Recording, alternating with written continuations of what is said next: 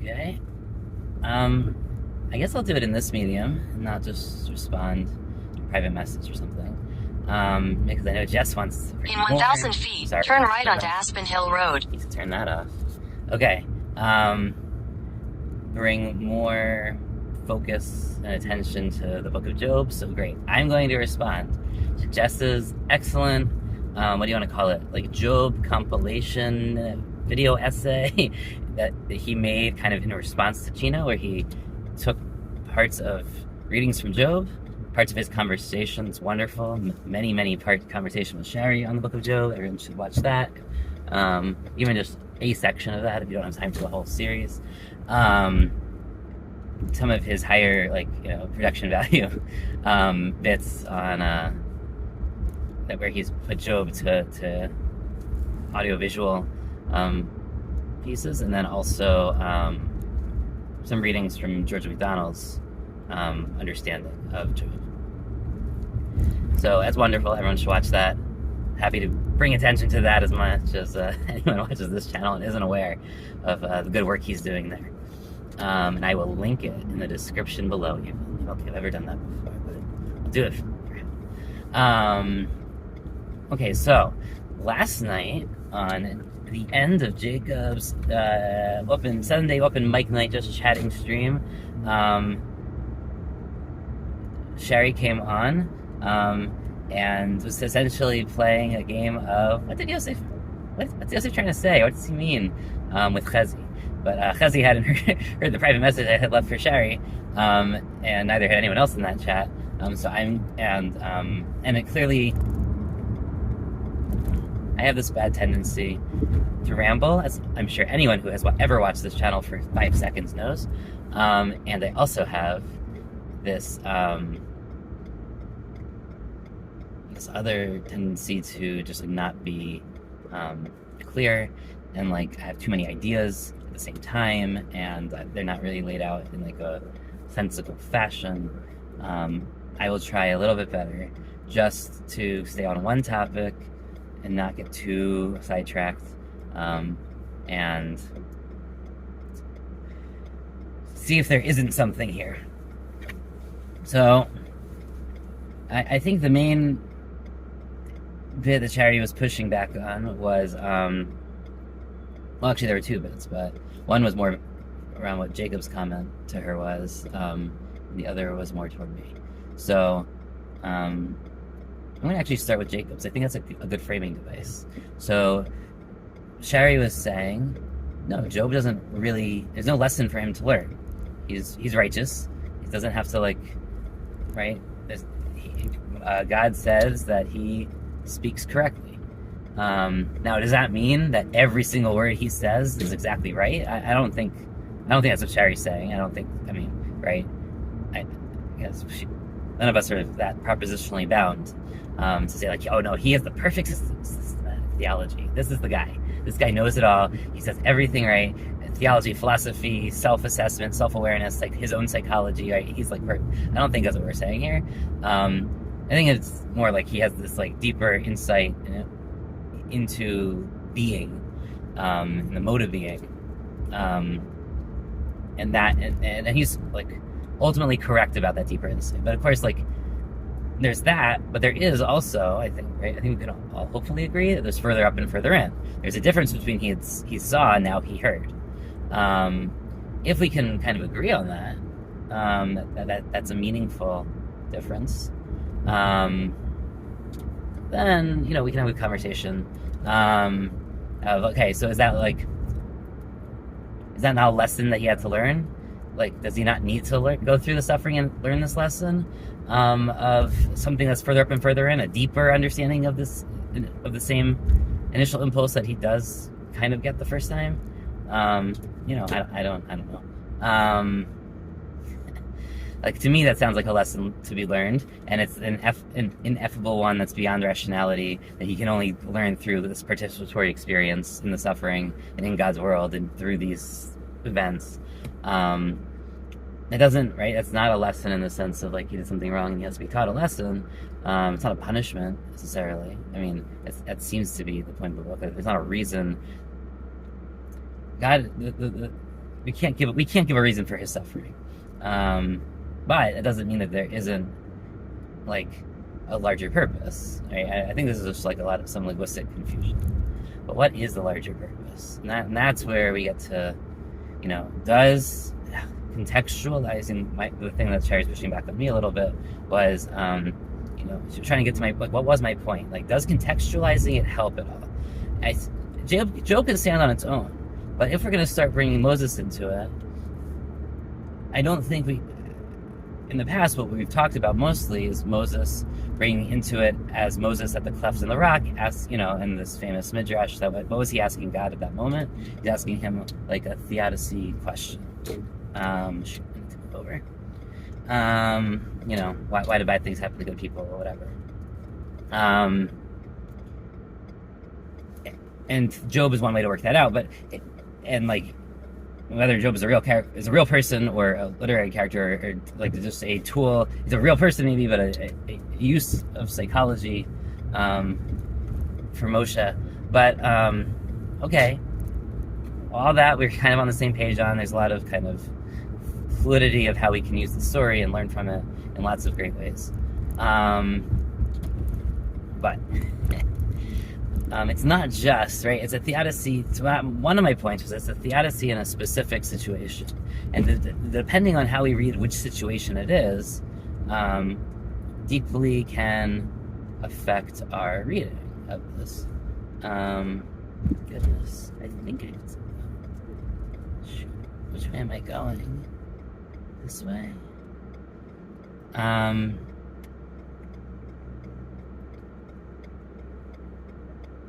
Doesn't make sense. Okay, I might need to go and get a map for a second. I'll be back. Okay. Where was I?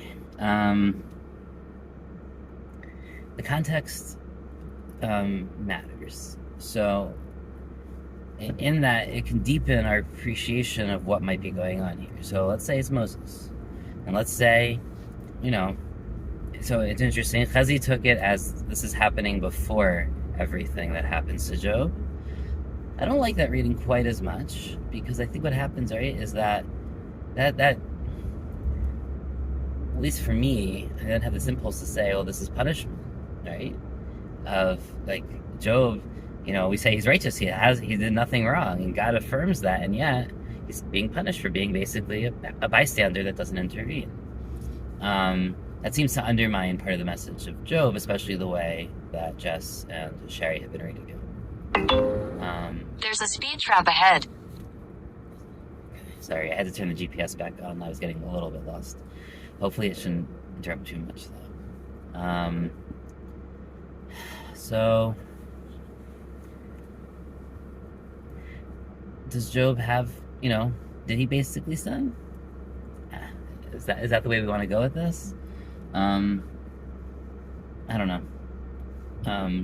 It is interesting because, and here's another reason to maybe read Moses in this context, because Moses is the intervener. This is not someone who steps back.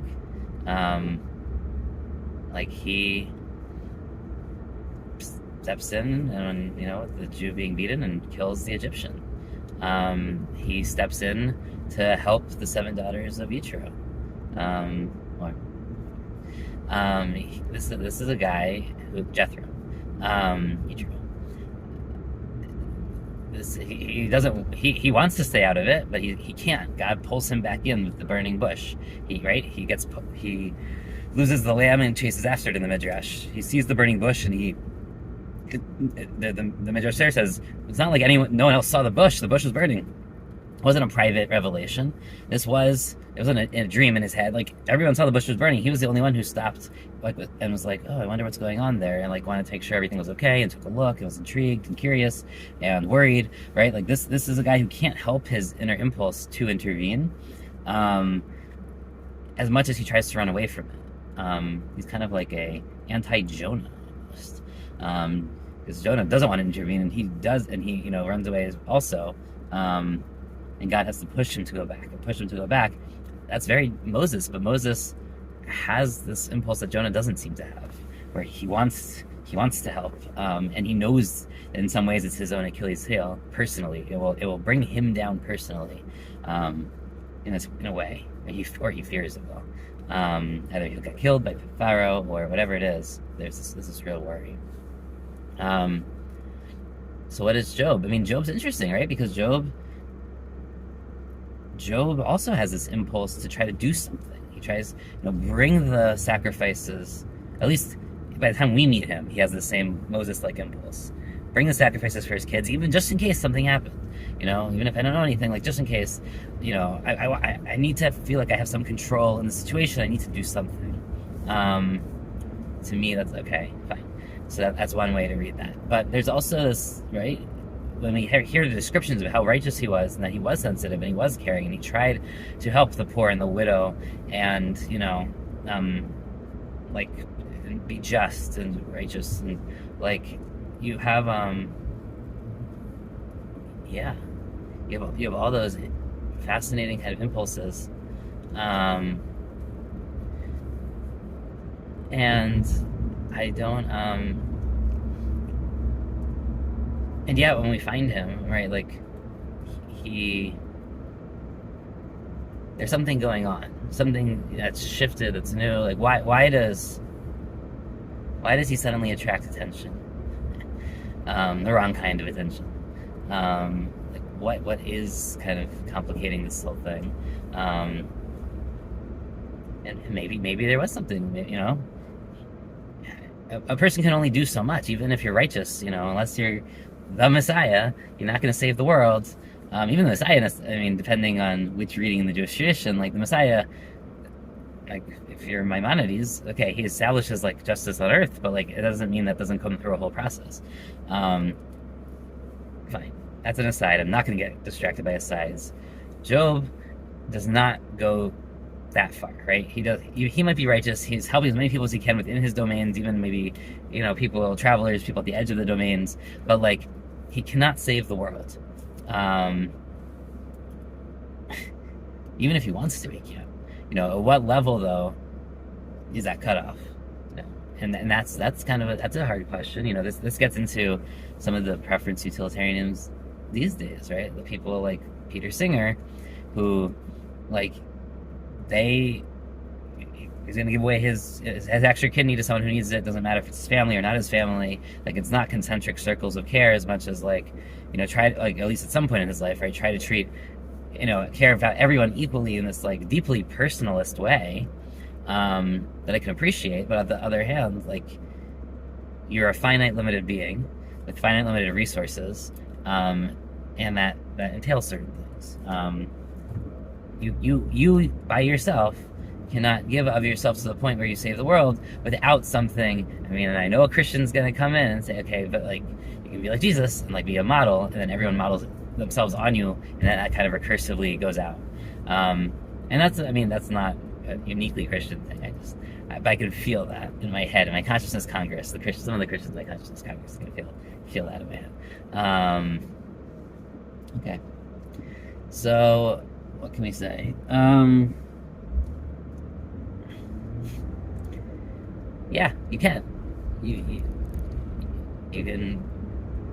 And you can be a light unto the nations. So that is just a slightly different model, but the Hebrew biblical model isn't necessarily that you have, your death saves the world. Just whatever. But there is something. That's not wrong. There's something right about that impulse in the sense of. Yes. We found a faster route via I-495 West and George Washington Memorial Parkway, which saves 4 minutes. Sorry. If you prefer to stay on the current route, tap no thanks. Once I get on the highway, I can turn that off. I think.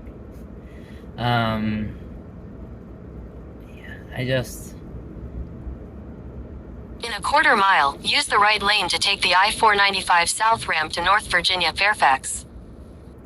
In 1,000 feet, use the right lane to take the I-495 South ramp to North Virginia, Fairfax. Okay. Use the right lane to take the I-495 South ramp, then merge onto I-495 West.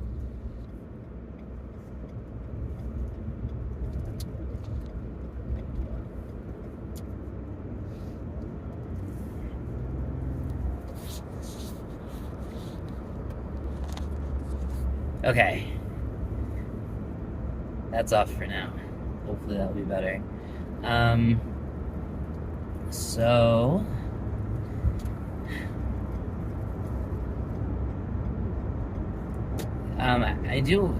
it is interesting, alright, to think about. So Job can't intervene everywhere, as much as he would want to, as much as he wants to mediate for the world. And in some ways he isn't ready for that. I mean, in the lesson that he has to learn, isn't, in some way, is going up and further in, that, he has to kind of learn how to be a new type of mediator, and that does mean whatever. Before he started with his family, now he's going to start with his friends, and there is kind of something concentric about this. And I don't think he totally misses that point. I mean, I think he's aware of this kind of very standard Jewish message. At first, it's kind of family, tribe, nation, and then beyond that, you have the people at your gate and the stranger beyond, and that there's an efficiency, an efficiency of ability to change the world and care and stuff like that comes concentrically, and yes, it could also produce recursive ripples out from there, but you yourself kind of have to start at home or with your friends. I don't think that Job is saying anything different than that in some ways, but then there is this okay, he doesn't try to help the Jews in Egypt, and should he have? And is there some sort of guilt attached to that, or is that not really what we're talking about here? Or are we just kind of talking about an exercise of something more psychological, where Moses is trying to work out this outsider perspective of what's going on with the Jews, and how the nations outside, just like in the Song of the Sea, how should, we hear Moab and Edom and, trembling, the Canaanites, but are in fear of the Lord, and we hear that again. That's confirmed for us in a way, pretty directly in the book of Joshua with Joshua 3:2 with the spies in Jericho, where they talk to Rahab, and she says, "Oh, we've all heard what God has done for you. Please." But everyone's heard what God has done for you, but I really believe it in the sense of I'm going to put my trust in that God and in you, as proxies for this just and righteous and powerful God, that you'll protect me if I help you. So that's one, right? That's one response. Jethro, we have his response in the text where he comes at the beginning of Parshat Yitro, beginning of the Parsha named after him. He merits having a piece of the Torah named after him. At least in the tradition that most of us follow these days, on how to split up the Torah readings. So there's an entire portion named Jethro. It's one of 4 people that there's the portion is named after. And he says, he actually also says, interestingly enough, he says, "I've heard what God did for you in Egypt," and then he says something about seeing you. So it's I had heard, but now I see. It's very Job-like in some way. But what does he see? And he's not seeing God in creation and something like that. He's seeing God in history. He's seeing God in the events, in the Jewish people, literally standing in front of him that had been enslaved. So I definitely see why they would be connected. There's another point that connects with Bilam, Yitro, and Job, which is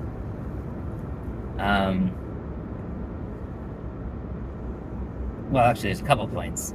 One is that there is another midrash that what are the parts of the Torah that Moses kind of wrote of his own accord? And by that I mean, God didn't dictate the words. It's still the content is still divine, but Moses wrote from his own words or his own speeches. So Deuteronomy, except maybe the last 8 verses, which could be Joshua, there's a debate, but Deuteronomy is Moses. That's his speeches, right? For the that's so it makes sense that he wrote them, that he got to choose those words to convey. And that gives us a different perspective, right? Deuteronomy repeats the Torah. It's the Mishnah Torah. It's the reteaching of the Torah, or the second Torah, but at the same time, it's the same thing, but it's through Moses' eyes. That's important. Just like, Shari was saying, we have Genesis through the eyes of God versus Genesis through the eyes of man. For her, as she understands Job. Okay. But the other part that is said that Moses wrote is actually the part of Bilam. It's really interesting. That seems to be saying that God did not write or tell Moses this is what happened with Bilam and Balak over there in the camp, write it down, but that this is something that Moses comes to learn. I mean, maybe God tells him still, but Moses gets to tell the story in his own way. Whether he learns it through a separate means, from someone in the Moabite camp telling him, and then God tells him to write it down, and then Moses is allowed to kind of whatever, have some freedom in writing it, or whether God is telling him what happened, but then Moses gets to choose the words. Either way, right? I mean, there's lots of ways, and we don't have to stick to. This is not a massive matter of dogmatic. Yet it relates to one of the 13 principles that Moses, that God gave the Torah directly face to face, mouth to mouth to Moses, and Moses wrote it down. But this would still count. We can be. There is some flexibility in what that means. Just like there is for Deuteronomy. So here, so you have Balak and Bilam. Okay, and then the other connection with Bilam and the whole idea of seeing, right? As Bilam keeps saying, this is a vision of Bilam, the man with the with a funny eye, right? I mean, I'm using the word funny, but stume einayim is usually how it's used, or that his eyes are sealed shut. But then it's he can see without eyes, which can be very mystical. He's seeing things beyond vision.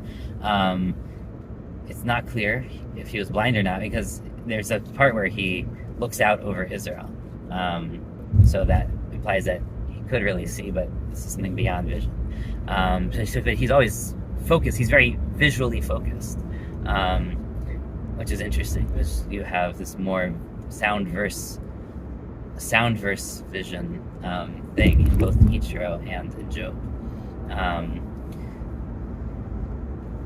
Right. Okay. And then, so does this deepen our understanding yet? I don't know.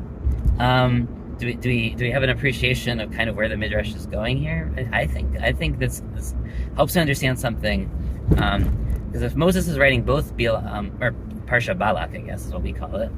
Funnily enough, it's one of the other 4 portions written using someone's name. So we have the other 2 are what are they? Sarah and so Chaye Sarah, the life of Sarah, and Noah. Okay, so 3 of the 4 they're not Jews. Interestingly enough. And it's interesting that it's Balak and not Bilam. Why is Balak? Why does he get the name of the portion and not Bilam? Bilam's clearly the main whatever. Not going to get sidetracked. Not getting sidetracked. Okay, so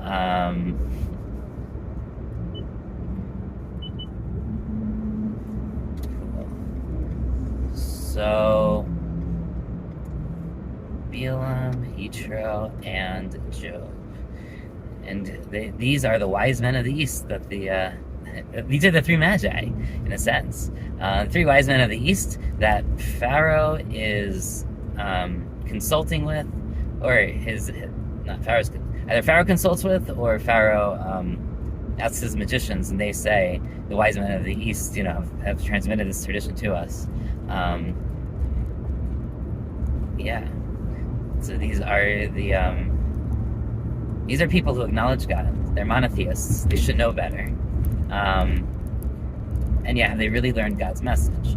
Now, I want to look at this now as something. Where it happens in the Yitro story is one question. If it's happening while he's suffering, maybe he has an excuse to not pay attention to the Jews. He's a little bit busy. Or if it's after he's suffered, that is in some ways more disturbing, isn't it? But that still could have meaning. He might see that this is, the Jews necessarily have to go through the suffering in order to become a nation, just like he went through the suffering to become, the person he is, and to mediate, for him to be a mediator for his friends, and sort of this, I wouldn't call it a priest, but like a pseudo-priest for them. Because anyone could bring a sacrifice before the temple is built, and they do. I mean, we have sacrifices all over, and that they're not necessarily problematic. Even when the tabernacle is built, there's like this whole back and forth over when outside sacrifices are acceptable or not. So I'm not going to say you have to be a priest to bring a sacrifice. The Bible actually does not hold that strong of a position on that until much later. There is room for bamot at some important parts of Jewish history. Bamot are the outside altars that just regular people can bring and to bring sacrifices on. So I don't think we have to say he's a priest, but he's acting like the sort of like a pseudo priest, because he is going to mediate for them,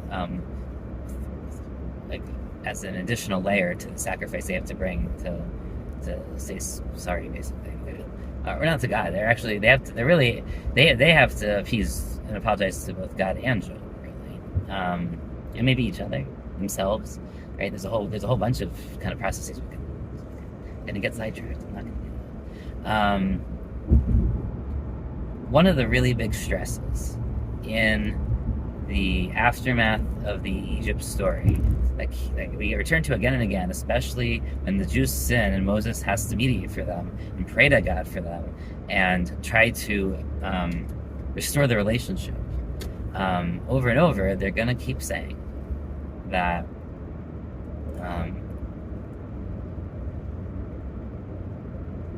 about this.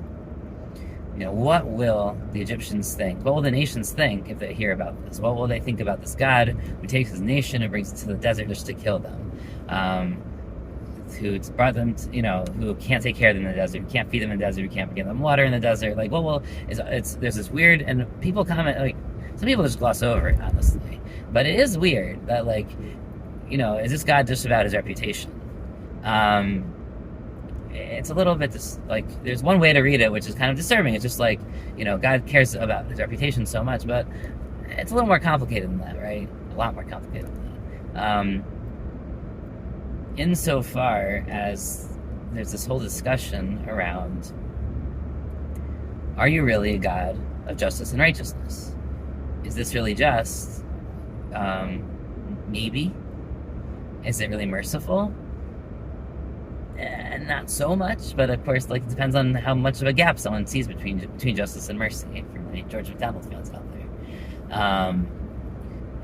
those are not necessarily different things, but there is an implicit assumption that one of the, not implicit actually, sorry, I shouldn't say explicit. It's explicitly in the text that one of the reasons God does the stuff in Egypt and the way he does it, part of the reasons he goes about the way he does it, is to teach something to the Egyptians and not just to the Jews. It's not just to take the Jews out of Egypt and, so I'll be, your God, and you'll be my people, and you'll be holy because I am holy, and I am your God who took you out of, Egypt, out of your land of bondage, the first commandment.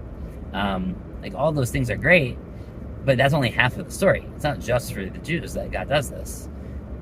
God's, like, there's no extra fat on God's axe, right? Like, they have other purposes, and we're told explicitly one of the purposes is to teach Egypt something, so that they will know that I am God, and I will rend judgments on their gods. And this is important. Seven Lebens has a wonderful essay about this, because he talks about the different meanings of dat. So dat as usually means as knowing. But what type of knowing for my Vervaeke fans? All right? Okay, what type of knowing are we talking about? And I'm pretty convincingly, and Sam Levinson has no awareness of Raveki, but he basically makes the argument that that Da means multiple types of knowing, just like knowing can. And at this stage, God is trying to impart to the Jews kind of not just a propositional knowledge, but really like a complete 4 Ps, participatory, procedural, perspectival knowing, that he is God, they need to like trust him, depend on him, like he will take care of them, but that's like it's a very perspectival, participatory kind of knowing.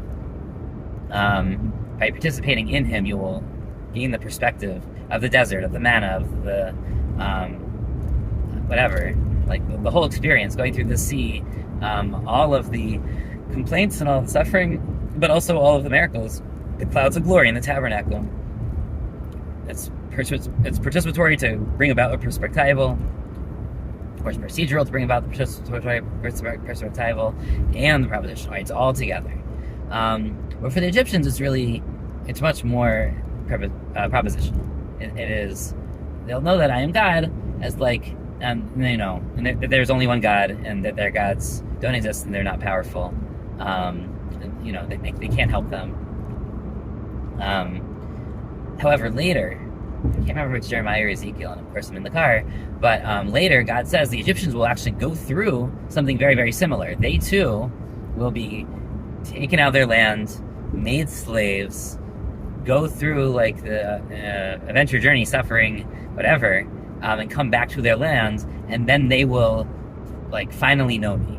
But there, it seems much more in this like much more complete manner. So there's this Jewish theological concept that we see running through Exodus to the last prophets of the First Temple era, or the beginning of the exilic era, where there's this idea that this is kind of it's constantly a further up and further in, and it's also for the non-Jews, and that is all about what will they say about God. Is if God's role is really to bring the world ultimately to know Him, like Zechariah, is that also Zephaniah too, right? If the goal is that the whole world knows God, and unite, and recognizes there's one God, and what and they'll say His name is one, He is one, and they'll all say that.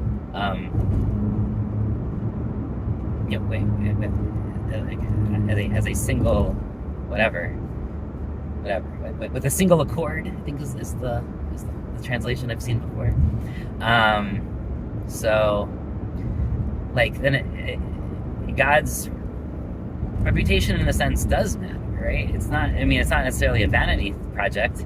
It's insofar as the entire creation is a vanity project. I mean, if you believe it is, then okay. So they're both vanity projects, but it's at the same level of creation.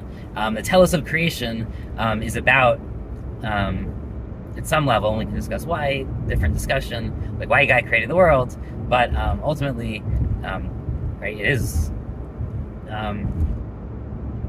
tied to His name and being, and realization in that world, in this unity. Okay. Cool. So, then we have Moses writing 2 different sections, according to the Midrash. The book of Job, and one Midrash, there's other Midrashim that take a different position, but in this set of Midrashim, Moshe writes the book of Job, and writes the sections about Bilam, and he's kind of taking like these 2, right, alternative perspectives on what could happen. How God's name is received, even by people who have propositional knowledge, who have heard but they haven't seen. Right? Bilam's heard and he hasn't seen, and until the very end of his last set of prophecies, like he's coming to realize like the futility of his attempt to use propositional knowledge to like find a loophole against God to curse the Jews. I mean, that's the famous reading in the Talmud, Midrashic reading of what Bilam is trying to do in Masechet Brachot in the Bavli, He's trying to find that like fraction of a second of the day in which God is slightly less merciful and is willing to consider, or question his love for the Jews in that fraction of the day. The rest of the day, God is all, so loves the world, all merciful. But Balaam has this propositional knowledge. I don't know, I can't remember. Hey, God is some sort of magic or sorcery, and he's like learned that there's this like tiny second where if you like get there, if you can find out like one, and this is like through a very like whatever careful nuanced reading of the verses and the text and the letters, like there's this like split second where you like maybe God would like reconsider and you can curse the Jews in that moment, and that would be it. But that's of course like, okay, one, we can talk about how this is a polemic against propositionalism, but there's this other thing that's going on here too, right? Which is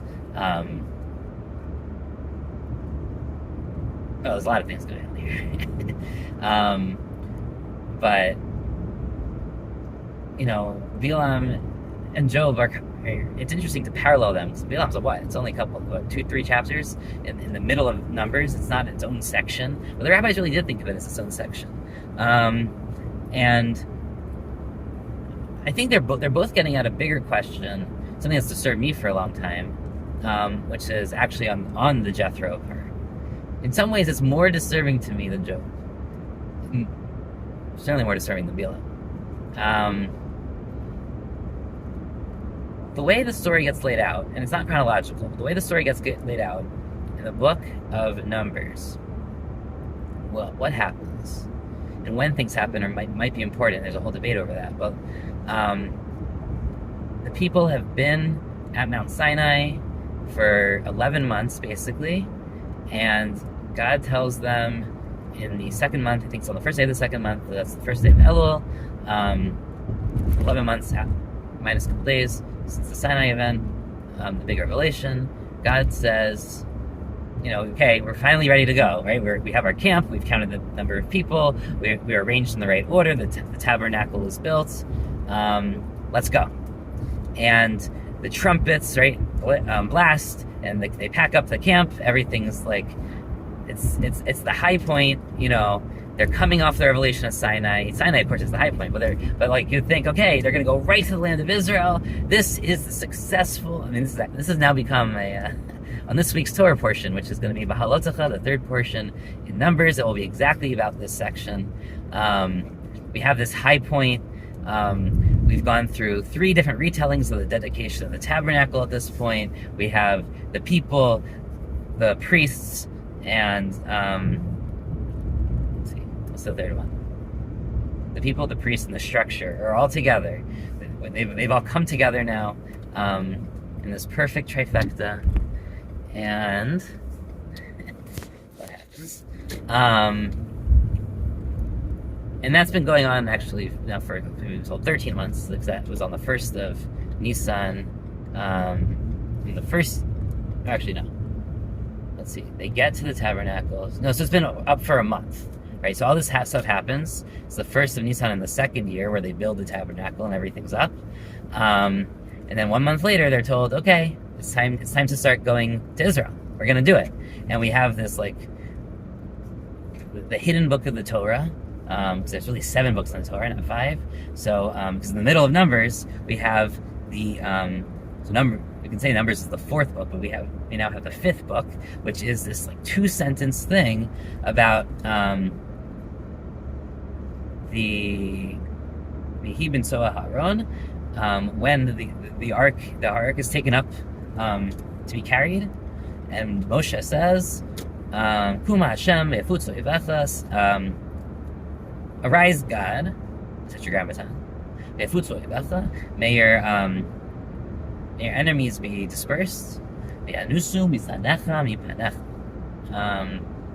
and may those who hate you flee before your presence. And then, so and we say that line when we take out the Torah. Every time we take out the Torah, we say that line, and then there's the line right after it, the verse right after it, the second the second half of book number 5 in the Torah is V'yanuch Oyomar, and when they put the ark to V'yanuch Oyomar. So actually, it's interesting when it or he comes to rest. So is it God? Is it the ark? It probably is the ark, but like one could read it kind of both ways because God is kind of focused on the ark in a way. Shuva Hashem. Well, may God return.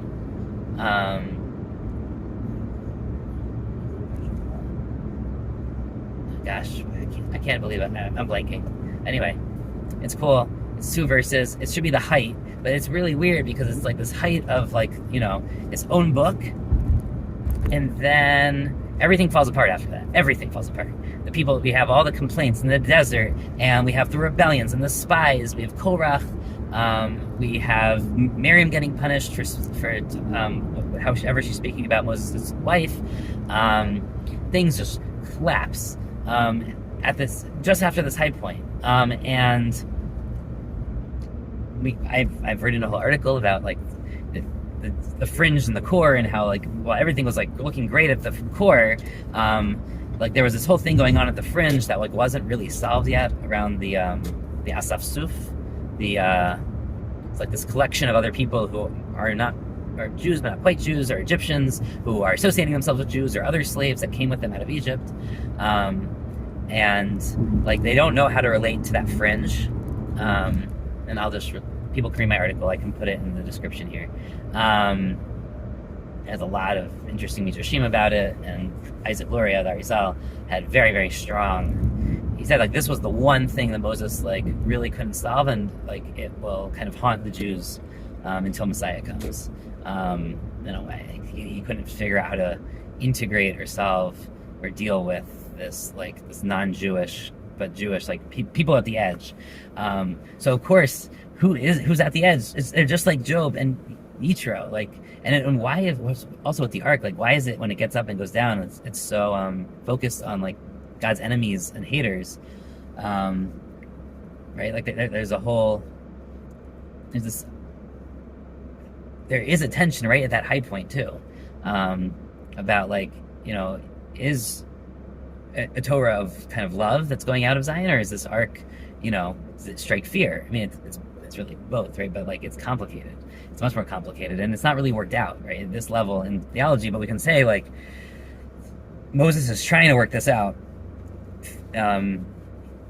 through Jethro, through Balaam, through Job, of different ways that the message of God can and will and should be received among the nations. Where does things start going wrong, though? In Numbers, is it just a sudden switch? No, right before they pick up camp. Things are before. They're getting ready. They're about to go. The clouds are getting ready. Okay, to depart. Right before they pick up camp, Moses asks his in-laws. We can talk about whether it's his father-in-law or his brother-in-law, Chova, Yitro. Okay, it doesn't matter. He asks his in-laws. He says, "Go with us. Lead us to the land and be eyes for us." Now, one could say, okay, these are Midianites. They know the desert between Egypt and Israel better. Moses is kind of, on this, he likes his spies. He likes to, check out things beforehand. Maybe. I mean, that's one interpretation of the spy episode. It's actually not the only one. But there's also another way to read that, which is you can serve as witnesses to what God did who aren't Jews. We need you as a third party, independent verification, to attest to everything that's happened. You're not Egyptian, you're not Jews, but and we need that to go with us. And what happens? He says no. He refuses to go. To me, this is why I got interested in what are they seeing that's wrong in the Israelite camp that would tell them not to join them. And what's kind of even more interesting is that actually in the end they do join them. In the end, we have the Kenites who do settle in the land and are from this family, and they do come with them. But at the time, either they come later, or only some people come and not everyone. You know, maybe some of his brother-in-laws come, or you know, Moshe has, or sister-in-laws come, right? We know Sipporah has, you know, was one of 7 sisters, so there's a lot of things there. So yeah, so maybe the Caney come, but not Yitru's himself. But to me, that was something that something must be wrong, and it's right, just like Bilam's looking for, like, what is it? What's wrong about, like, the way they're camping? Like, you know, he's paying a lot of attention to, like, their tents and how they treat each other, and like, is there sorcery in the, you know, hidden behind the walls? You know, is there something, you know, do they have an idol behind the door? Like later we'll hear about in Jeremiah. Like, what is it? There must be some fault. There must be one little crack in, like, God's love for them. That's something they're doing wrong, you know, that I can hit at. And that's what's ironic, right? Bilam is the man with the closed eye. He's looking for that and he can't find it. But the one who loves them, Chovav literally is someone who feels love and warmth towards someone. He, as much as he appreciates what's going on and what God did for the Jews and acknowledges God as the one God, and he's found it, there's something that is a little off. And I think Numbers kind of explodes that, right? The sixth book of the Torah, the part of Numbers after they leave Sinai, things start to fall apart rapidly. And it was a non-Jew who noticed it first, I would contend, and gives us the clue to what's going on, which makes sense. The fringe notices what's rotten at the core first. I mean, rotten is a strong word, but there was something a little off, you know, something, and there's something, and they maybe because they're more sensitive to being outsiders, being something. Okay, I am at work. I hope that was of interest. I hope I showed kind of a lot more connections between the 3 of them. That, you know, okay, maybe Shari's going to come to me tomorrow and say, okay, like, that was nice, but I don't read Job any differently. Okay, that wasn't necessarily my goal. I would be interested if you now read Bilam differently and Jethro differently and Numbers differently. But even, I do think there are ways to read Job, I'm not saying differently, but just even further up and further in. Just like Job didn't need to learn a lesson like that was wrong, but that, you know, his impulse, his insight, whatever, wasn't wrong, but he needed something further up and further in. Hopefully this did that. Scratch that itch.